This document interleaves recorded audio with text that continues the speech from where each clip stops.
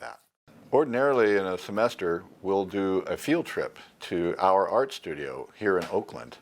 Mark and I share this exhibit space and studio. But in the days of COVID-19, it's necessary to do a virtual field trip. So here we are. Mark Wagner is a author of books, film concept artist,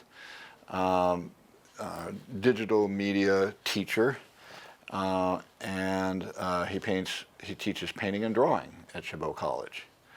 We're going to have some words and have a look at his artwork. So take it away, Mark. Great. Well, this is my studio. You'll probably get a tour of it, just kind of the whole visuals of it. And Clayton's been here for a long time. I've been here for 5 years maybe. Mm-hmm. And one of the better spaces that I've ever had. It's an awesome studio. You'll see outside the yard and everything and other people here. It's just incredible. I'm just going to show a couple things, show and tell. One is just sketchbooks. You know, sketchbooks are some of the most valuable things that I keep. And they just look like this. So this one, so I can see, has a lot of my kids' stuff in it. You know, I'd always take sketchbooks to meals. And so this is some of the drawing stuff. So teaching drawing, we keep a sketchbook. And a project that I'm working on is a science fiction graphic novel. It's called Graffiti Wars. I've been working on it for 10 years. And this is the book proposal. So you can see it's just got text and part of the story and how would it work, how would it look like. And it's got the whole script written as a film. It's the whole story's written as a film script. And then this is what it looks like storyboarded. So I drew pictures of everything. So the whole piece, I've done a pass at storyboards, which at some point I just call bad drawings. Lots of bad drawings. And then this is how it starts off, which is like this is how I think. And so it's words and images. This is how the story happened over time. So then I'll do a little bit of show and tell over here at this other table. I've got I have a nonprofit called Drawing on Earth. And so our first project, we set a Guinness World Record. This was 10 years ago. We covered 90,000 square feet of pavement out in Alameda on the airbase. And we had 6,000 people work on it, and most of them were elementary school kids. So if you haven't seen a Guinness World Record before, here is one of them. And it's all with chalk. So I've just finished a project recently, and I have worked with about 30,000 kids so far in the work. These are some of the paintings that I've been doing. I do all these like spirit birds, and what I've done is I did 27 of these in a month, and almost all of them are sold. So these are the pieces that are sold that I'm gonna actually mail out. So I've there's a really big painting behind you, and then you see there's some of the smaller works. Mark, you teach digital media, painting and drawing at Chabot College. I'd like to know more about how your mastery of painting and illustration interfaces with digital media for making that graphic novel and concept art. Great.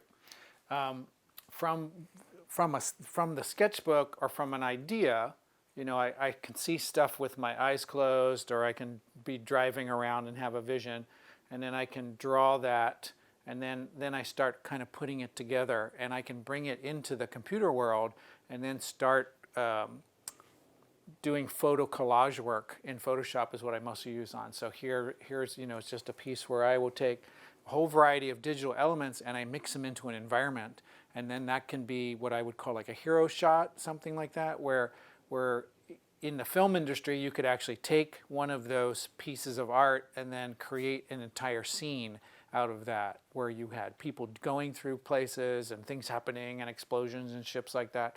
So all that stuff comes from some type of a story narrative. And as an artist, it comes from, a pencil drawing. And then it can go into a painting. I can bring the painting into Photoshop. I will do stuff and design stuff here and bring that into the painting world. So I go back and forth between those two. How would you describe the story of Graffiti Wars if you were promoting this to a film company? Yeah, that's great. So they call it the elevator pitch. So Graffiti Wars, I haven't said it for a while, so I have to remember it. The god of war is enslaved by men, power, and money.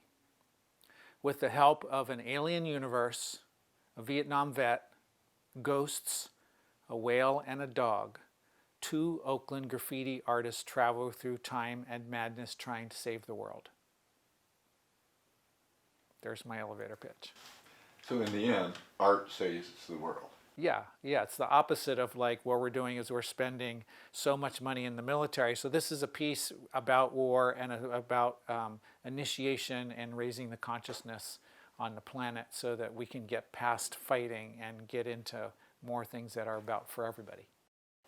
Far out. And I'm telling it through a science fiction fantasy story. And this is an example of visionary art in that regard. And then, so I just go through piles of work. These are all the variety of digital stuff. So, you just make a bunch of pieces and see what happens over time.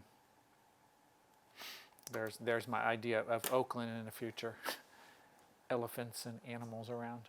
So one of your sources of inspiration is the decommissioned naval base in Alameda and the Oakland, I can see the Oakland... The port. Port. Yeah. This was, I was on, here's the cranes that I've turned into these bio-engineered type creatures. And then it's a lot about tugboats. So I've been out there, let's see if I have any tugboat pictures here. I've been out on the base looking for, looking at the tugboats there that are on dry dock. So this was a tugboat. So that was one of the original ideas, is that one of the main characters is a tugboat pilot in the Oakland port. While we're here in Mark's studio, I've invited him to cue up a YouTube video of a time-lapse video that I took of hand building an owl sculpture in the way I usually work. What I like to show and tell people is how to build sculpture in clay hollow from the start. Most people see the artwork and go, what did you put that over? Or did you make that using molds? No to both of those questions. It's built a lot like the Native Americans used to build still build their pottery without a pottery wheel. So all clay likes to be either cylinders, cones, or domes when it's in its plastic form. So I use an extruder that makes ribbon coils. What you see in the start of this video is I've made this big dome shape, and I'm going to, in the next segment, I'm going to flip that dome over and begin building with the coils, ribbon coils, to continue the shape, the top of the owl. I'm doing a lot of adjusting. Here we go. Now you can see how the coils are used in layers or stages to continue building this all the way. The magic of video is that it compresses time. A morning's work can be summarized in a 30-second video. Right. Because watching a sculptor make a sculpture is like watching grass grow. At night. So this next segment is after a day or two has passed and the clay is a lot stiffer. So the properties of clay changes as the clay gets drier. It's a lot harder now. This is the time that's ideal for decorating. And in a way, my mastery of drawing and painting come into play when decorating bas-relief designs. Here I'm making a big coil design instead of the naturalistic wings of an owl. I'm choosing to use a more elemental design. And I like to talk about how he's drawing on a three-dimensional object. So when I hear the word decorating, I go like decorating, more like designing. You know, more like designing. Mastery, designing. Yeah. And so the thing that a two-dimensional artist doesn't have is 3 dimensions. And so we're working on a two-dimensional design work and then trying to make it look three-dimensional. That's the trick, right? So there's a lot of trick about light, form, shadow.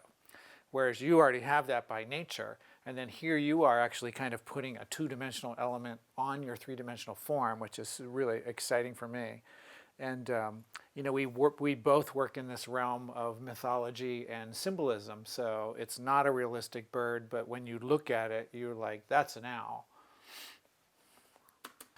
But, okay, so you could use words like abstraction, too. That's an abstract owl. Visual rhythm is a really important ingredient in making a convincing and interesting sculpture.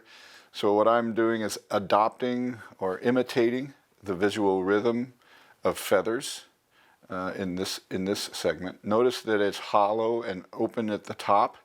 That enables me to model inside and outside, another advantage of building hollow from the start. So talk about your eyes. It's a real challenge to get eyes to look convincing because, they're a different, their properties are different than the rest of the bird. They're light reflecting, and they're wet, and all that. They're round. Yeah, so I just finally gave up on trying to imitate that by just opening it up and having it like a mask. And since the clay is hollow on the inside, the light falls into that empty space and makes this mysterious. So that's the solution to eyes, no eyes. Yeah, which is great because, I've seen sculpture eyes for years and they don't really look good. And it's the eyes are like these soul things. So everybody's looking at them. And then when you did that, I was like, oh. And also, if it's outside, the light will actually come in sometimes and hit the back of the sculpture, and it lights it up. And then wasps go in there and like to live. Yeah, paper wasps like to live in there. So again, it's important to say that clay changes properties as it gets drier. So in this time-lapse video, after I've done all of the detail that makes it look as much like an owl as possible. I'm going to let this dry another day or two so that it gets even more hard and stiff and thirsty. That is to say, when I apply this black slip over it, it's not black, it's brown. After I apply this brown slip, it's going to grab that color. And what the aim of this is to have actual dimension, visual rhythm, and contrasting color. Hang on before you go to that. So that slip is also just clay. So you put another coat of clay on. You're not doing a glaze, which is really cool. And now you're going to carve the top of it off and have those. You're going to have a contrast, which is such a great, simple. So this technique is not new. This is called sgraffito, where you carve through one layer of clay to expose the color of the clay underneath. So I'm scraping away the brown slip that I applied earlier to create the contrast that makes the visual rhythm much more dramatic. Now, in a minute, we can go outside and look at a finished owl in our next segment. And I just want to say that owl that we just looked at, I own it. We traded artwork for it. I got a great bird. I got 2 great bird paintings.